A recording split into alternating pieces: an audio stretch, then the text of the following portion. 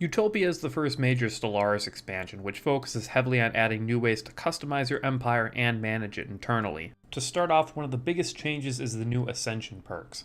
Now, Ascension perks are gained by completing tradition trees, which are a new addition to the Banks patch. You can think of tradition trees as kind of like a skill system in an RPG. You have multiple different trees that you can go down, whether you go down Domination or Supremacy, which can give you enhanced firing rates, bigger border range, and so forth, or going down Discovery, allowing you faster anomaly research and stuff like that. The tradition trees are really about shaping your empire in a particular direction, whether you're going to be conquering everybody or trying to form a federation, or however you want to complete the game. And each time you complete a tradition tree, you get an Ascension perk that can be used to purchase buffs for your race, such as the Cybernetic path that'll turn your entire race into synths, or the Psionic path that'll allow you to contact the Shroud and gain benefits. And not all the Ascension perks are as massive as turning your entire race into synths. That's just one example. Some of them are as small as giving you a 10% research speed bonus, or allowing you to clear any tile blocker for free, or fleet logistics size increase. Overall, Ascension perks are a really cool addition to the game that add a lot of replayability so that you can play a new game in an entirely different way.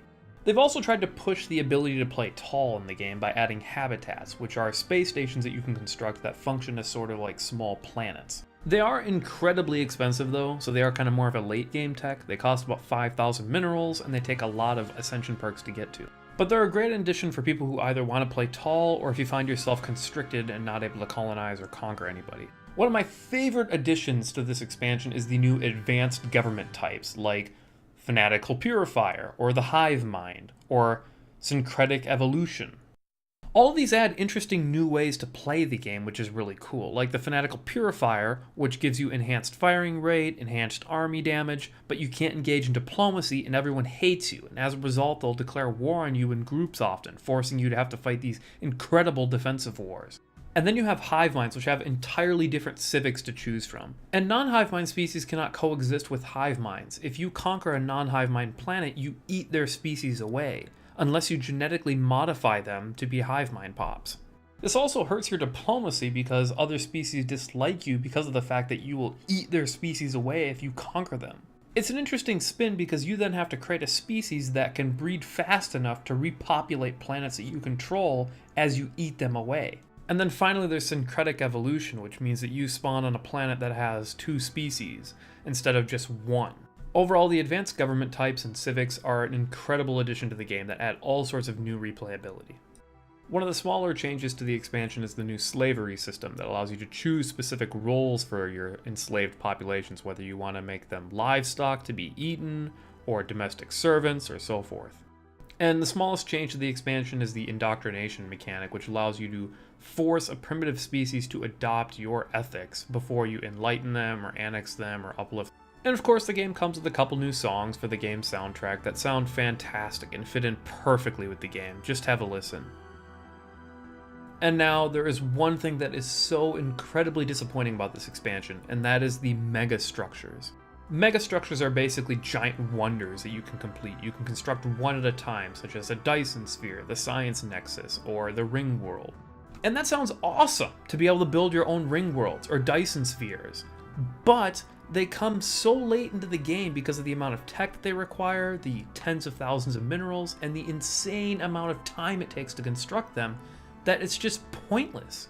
You're so much better off just building a ton of habitats, or conquering more worlds, or doing anything else. And this is made even worse because each megastructure has to be completed in stages, meaning that you have to spend years upon years upon years just building towards these things that you've basically already conquered the galaxy or won with a Federation victory by the time you have built one. They're just so completely useless, and that's such a huge disappointment for something so insanely cool. What really needs to be done is some kind of balancing, whether that be lowering the cost, but then lowering the benefit, or maybe removing some of the stages. Or what they could do is make it so that some of the earlier stages provide some benefit. Overall, something needs to be done about megastructures because they are such a cool mechanic that is basically useless unless you want the achievement.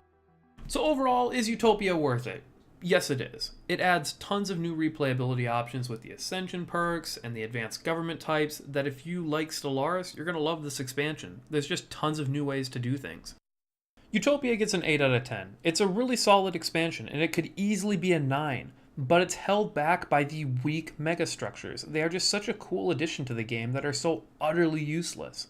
But even with the weak megastructures, I would still recommend this game to anyone even remotely interested.